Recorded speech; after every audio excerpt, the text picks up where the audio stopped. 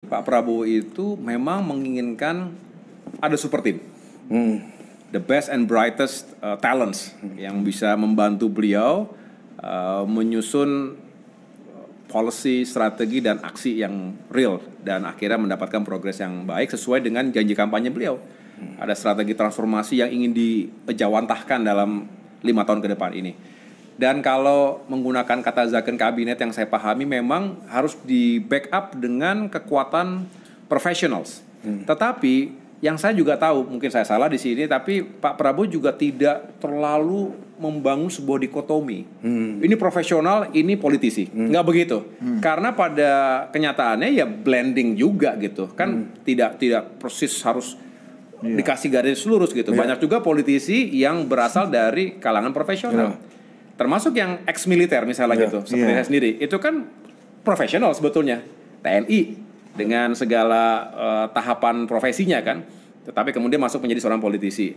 Begitu pula yang artinya profesional banget tapi pada kenyataan dalam perjalanannya juga bergabung dengan partai politik.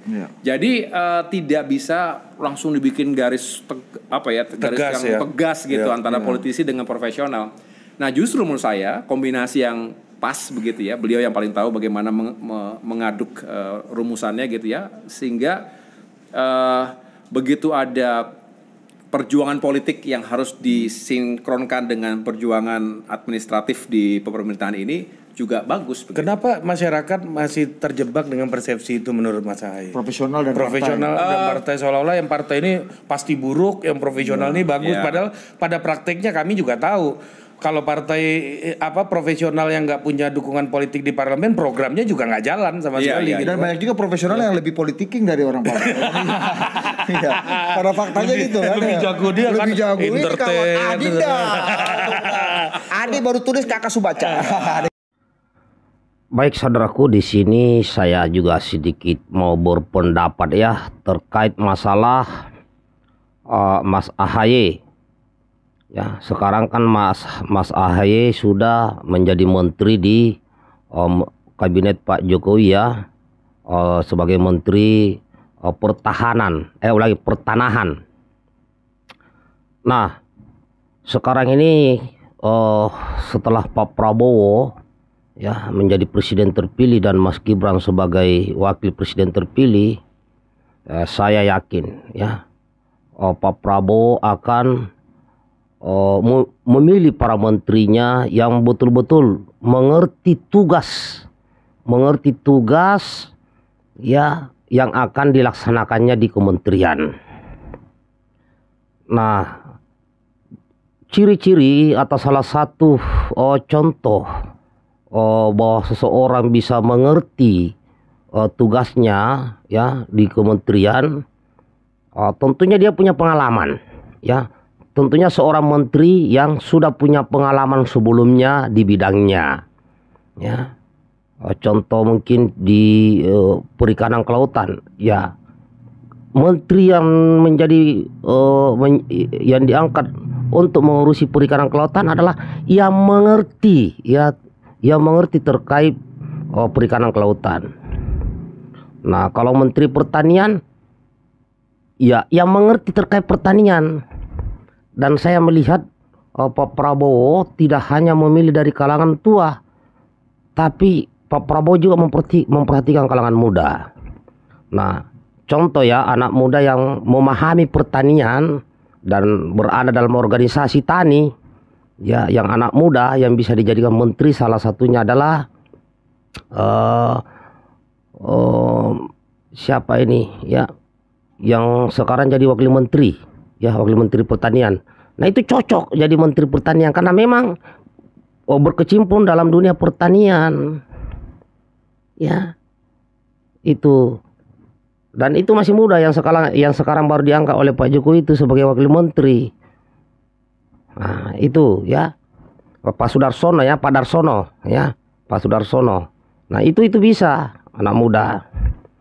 Kemudian kalau mau Kementerian Pertahanan ya, pertahanan dan masih muda dan berenergi dan yang punya wawasan ya Mas Ahaye. Ulangi yang tadi itu Mas Sudaryono ya, Mas Sudaryono itu cocok untuk Menteri Pertanian karena memang berkecimpung dalam dunia dan organisasi pertanian, tani ya, tani Indonesia maupun pasar ya. Nah kalau di bidang pertahanan ya baik dia itu berkecimpung memang memahami militer dan juga mengerti politik ya, Mas Ahaye yang paling lengkap ya. Kenapa? Mas Ahaye pernah jadi tentara. Dan kalau kita buka kembali riwayat-riwayat ya, jejak digitalnya, Mas Ahaye ini adalah orang yang mau mengembangkan sesuatu yang baru yang dibutuhkan oleh institusi. Ya, jadi tidak monoton. Mau memajukan, mau mengembangkan. Ya seperti cita-cita Pak Prabowo, bahwa semua harus dikembangkan menyesuaikan dengan keadaan dunia saat ini. Nah, Mas Ahaye adalah salah satunya, memahami militer, dan saya yakin semua ilmu-ilmu militer di Indonesia bahkan luar negeri sudah dikuasai, karena banyak sekolahnya juga, ya. Nah, di bidang pertahanan, otomatis, ya, Mas Ahaye yang sudah paham terkait kehidupan militer, ya sisa memoles dirinya sedikit, yaitu belajar kepemimpinan militer yang pernah ada baik kepada Pak SBY maupun kepada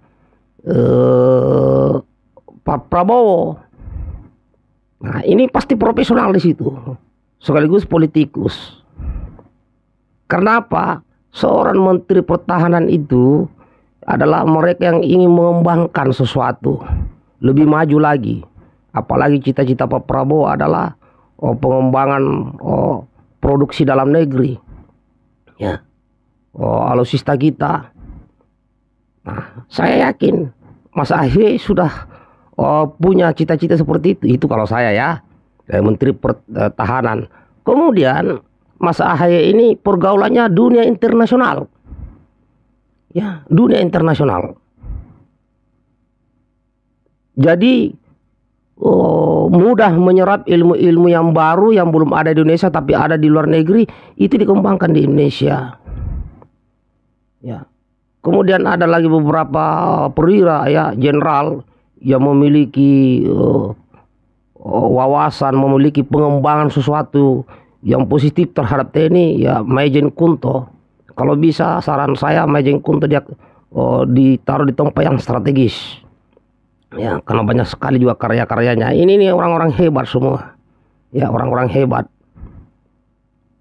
Karena apa? Jangan sampai orang yang duduk di Menteri Pertahanan tidak punya background terkait militer. Ya, jadi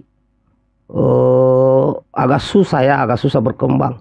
Tapi yang tahu kehidupan militer, yang tahu kebutuhan militer baik jangka pendek, jangka menengah maupun jangka panjang adalah mereka-mereka yang pernah di militer dan juga memiliki kekuatan politik tentunya, ya, karena setiap keputusan itu juga keputusan untuk mengambil sebuah kebijakan itu tidak lepas dari kebijakan politik.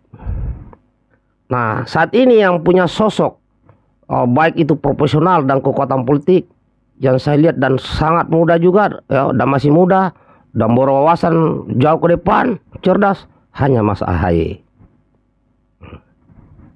Ya, jadi dua di situ, profesionalisme di bidangnya dan ditunjang oleh kekuatan politik.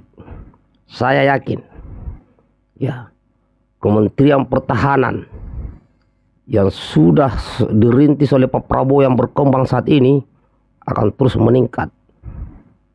Itu kalau saya, ya, termasuk yang saya contohkan tadi, ya, Mas Sudaryono jadi Menteri Pertanian masih muda, ya karena memang memahami masalah pertanian, selalu melihat para petani yang ada di desa-desa.